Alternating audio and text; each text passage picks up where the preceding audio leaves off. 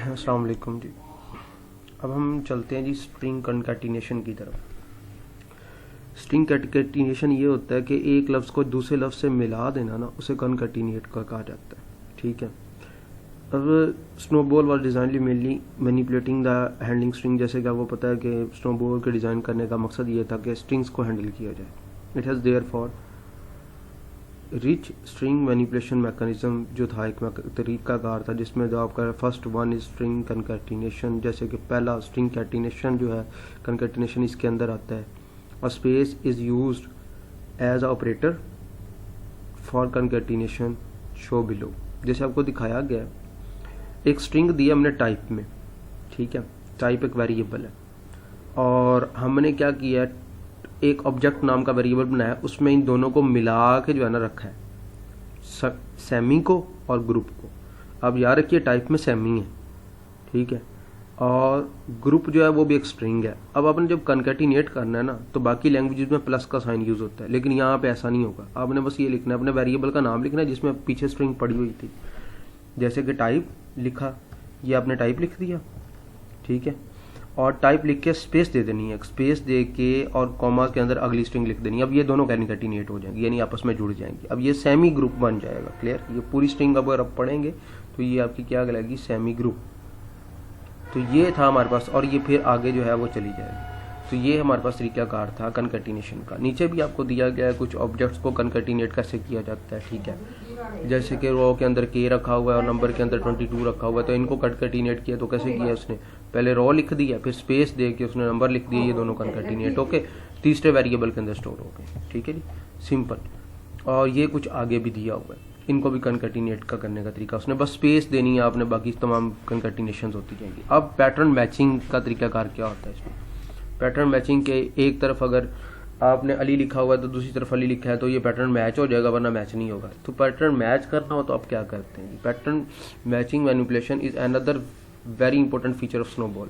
The first statement is this regards the pattern matching statement, or once again space is used in the pattern matching operator. pattern matching operator के तौर पर space को फिर use किया जाता है। ठीक है, तो जैसे नीचे कुछ स्टेटमेंट्स बताई गई हैं, पहले आप सब्जेक्ट लिखेंगे फिर आप पैटर्न लिखेंगे। ठीक है, अब no sign operator is in this case, no sign operator इस केस के अंदर नहीं यूज होगा। Both the subjects and patterns are strings.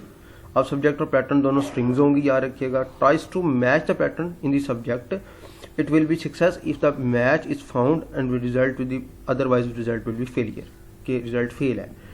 अब आपने पता क्या करना है, सिंपल एक काम करना है।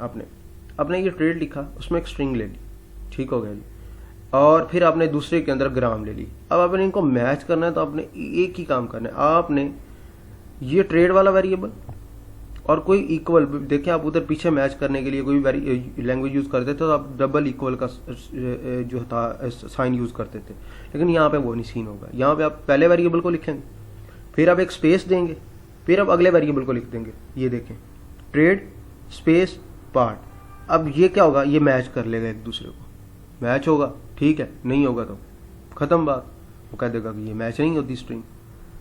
तो ये सिंपल सा तरीका है जी मैच करने का। अब रिप्लेसमेंट की बात करते हैं।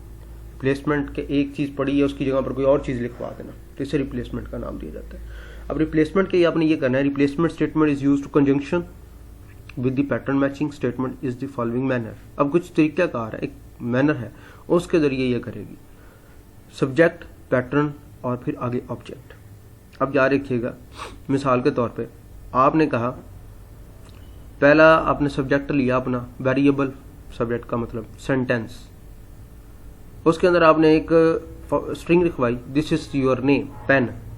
अब ये उसमें चलेगी।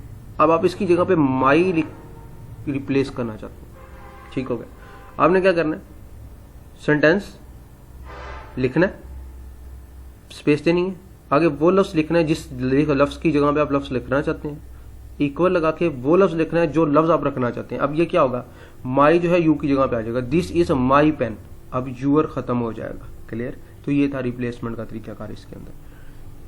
अब नीचे भी कुछ दिया हुआ है, result changing in this value of sentence. अब आपको वो पता चल गया होगा, ठीक है। तो कहता है कि अगर आपने इस तरह होगा ना, सेंटेंस माई लिखा होगा, इक्वल होगा, तो इसका मतलब है आगे नल स्ट्रिंग जो है वो साइन हो रही है। ठीक है, नल का मतलब है खाली। पैटर्न क्या होता है, there are two types of statements in the pattern building. Pattern building के अंदर कोई खास पैटर्न या तरीका अगर बनाना हो तो दो स्टेटमेंट्स यूज की जाती हैं। एक होती है अल्टरनेशन एंड दूसरी कनकैटिनेशन। अल्टरनेशन ये होती है कि इसके अंदर एक वर्टिकल बार आती है, बस दरमियान के अंदर दो वेरिएबल्स ले लें, उनके दरमियान में वर्टिकल बार लगा लें, ये आपकी क्या होगी, अल्टरनेशन होगी। ठीक हो गया। सम एग्जांपल्स दी हुई हैं, जैसे कीवर्ड नाम का एक सब्जेक्ट है या वेरिएबल बनाया हुआ है इक्वल एंट, और फिर आपने जो अल्टरनेशन लगा के और फिर 4 दिया हुआ है, तो this assignment assign the pattern int character two variable keyword. अब ये क्या होगा, इंटीजर नाम का जो इंटीजर टाइप का जो पैटर्न है वो असाइन कर दिया जाएगा कीवर्ड के वेरिएबल को।